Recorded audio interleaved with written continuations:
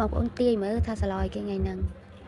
គឺនាងខ្ញុំមិនស្លោកកោថ្នោតបងប្អូនដោយសារដើរទៅផ្ទះចិនទៅឃើញផ្លែថ្នោតល្អក៏ទិញយកមកស្លោកកោញ៉ាំម្ដងថ្ងៃហ្នឹងខានហូបបន្លែប្រហែលជាមួយអាទិត្យដែរស្លោឥឡូវនេះយើងចាប់ផ្ដើមទៅធ្វើម្ហូបរបស់យើងសាច់ជ្រូកខ្ញុំស្លោសាច់ក្រហមលាយសាច់3ជាន់ហើយថ្នោតរបស់យើងចំនួន3ខាំអង្ករលីងហើយនឹងបន្លែកកោមានល្ហុងល្ពៅសណ្តែកគួរ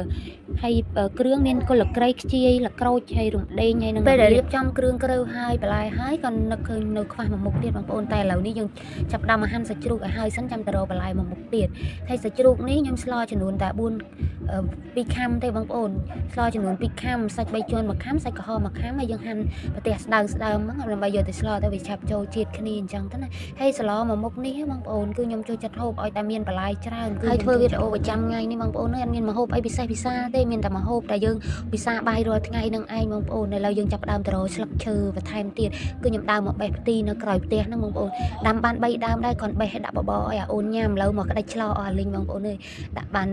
បេះបាន2 3ដើមហ្នឹងបងប្អូនបេះបានមួយដៃដែរផ្ទីខ្លះស្លឹកបាសខ្លះយើងឆ្លោលីគ្នាទៅតែបន្លែខៀវធម្មជាតិអញ្ចេះឆ្លោមានបន្លែខ្លួនឯងខ្លះនៅផ្ទះអញ្ចេះអត់សូវចុះលុយទេបងប្អូនបេះភ្លាមស្លោភ្លាមអញ្ចេះជាតិណាបន្លែអត់មានជាតិគីមីអីទេគឺដាំដោយដៃដោយផ្ទាល់អត់មានដាក់ជីដាក់អីទាំងអស់ឥឡូវចាប់ផ្ដើមមកបុកគ្រឿងមានគល់ក្រៃបងប្អូនយើងបុកវាឲ្យម៉ត់មកគល់ក្រៃនេះខ្ញុំដាក់មកល្មមទេខ្ញុំបុកលាយជាមួយនឹងខ្ជាយហើយនឹងល្មៀតរំដេងស្លឹកក្រូចយើងស្លកកូយើងដាក់គ្រឿងហ្នឹងវាឆ្ងាញ់ហើយខ្ញុំដាក់ម្ទេសសម្លកកូមួយមុខនេះចូលចិត្តមែនតែកម្រស្លណាស់ដោយសារគ្រឿងក្រូចច្រើនវាគីធ្វើក៏យូរហើយយើងកូនតូចយើងឆ្លយូរទៅ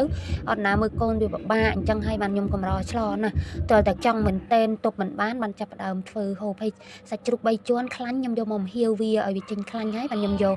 ខ្លាញ់ហ្នឹងយកមករំលីងគ្រឿងដែលខ្ញុំបានបុកសាច់ជ្រូកខ្លាញ់ដែលយើងមហៀវហ្នឹងពេលយើងមហៀវវារៀងឆ្អិនអញ្ចឹងហូបជាមួយបន្លែកកូហ្នឹងគឺតែឆ្ងាញ់ជាតិវាមានរសជាតិឈ្ងុយចេញពីដុំខ្លាញ់ដុំសាច់ហ្នឹងបងប្អូនពេលដែលយើងរំលីងគ្រឿងឈ្ងុយយើងចាក់សាច់ចូលចាក់បន្លែត្នោតចូលហើយបន្លែល្ហុងល្ពៅហើយនឹងសណ្តែកគួរយើងរំលីងវាចូលគ្នារំងាស់បន្តិចមកបងប្អូនអញ្ចឹងចាំពេលដែលរំងាស់ដាក់ទឹកហ្នឹងខ្ញុំដាក់មកកូនកធុនតូចទេរំងាស់ឲ្យបន្លែខ្ញុំឡើងអាលួយពេលដែលបន្លែខ្ញុំអាលួយហើយខ្ញុំចាប់ផ្ដើមដាក់អីផ្សេងទៀតមានដូចជាស្ករវិចេងបន្ថែមទៀតអញ្ចឹងបើសិនជាយើងស្ទើរអីយើងដាក់នឹងទៅស្លោកកូនេះយើងឆ្លគ្រឿងឲ្យចាស់ដែរមកបងប្អូនបានឆ្ងាញ់ដាក់ប្រហុកឲ្យរៀងស្អុយមកប្រហុកនេះម៉ែក្មេកខ្ញុំគាត់ឲ្យមក1គីឡូបងប្អូនអើយហូបបានជិត1ខែអត់ទាន់អស់ទេបងប្អូនគឺឲ្យតែទៅផ្ទះគាត់គឺគាត់វិចខ្ចប់យកមកឲ្យហើយនឹងដៃក្មេកខ្ញុំគាត់ប៉ិនវិចខ្ចប់ឲ្យនៅបងប្អូនហើយមានគ្រឿងឆ្លមានគ្រឿងហូបសពកូនសានេះទៅមិនដែលសូវមានអីផ្ញើទេបានតែយកមកវិញទេបងប្អូនឥឡូវស្លោកកូរបស់ខ្ញុំចាប់ផ្ដើមស្អិនខ្ញុំអុជស្លឹកកត្នោកដាក់បន្តិចហើយខ្ញុំដាក់ម្ទេសប្រហែលជា2គ្រាប់ដែរបងប្អូនឃើញតំណងបងប្អូនស្លោកកូថ្នោតថ្ងៃហ្នឹងដឹងតែញាក់ទៀតតែយើងដាក់ប្រេងឆាឲ្យរឿងឲ្យលើបធ្វើឲ្យបន្លែរបស់យើងទន់ឆ្ងាញ់រាល់ដងស្លោដាក់ខ្ទិះដូងថ្ងៃហ្នឹងគឺអត់ដាក់ខ្ទិះទេបងប្អូន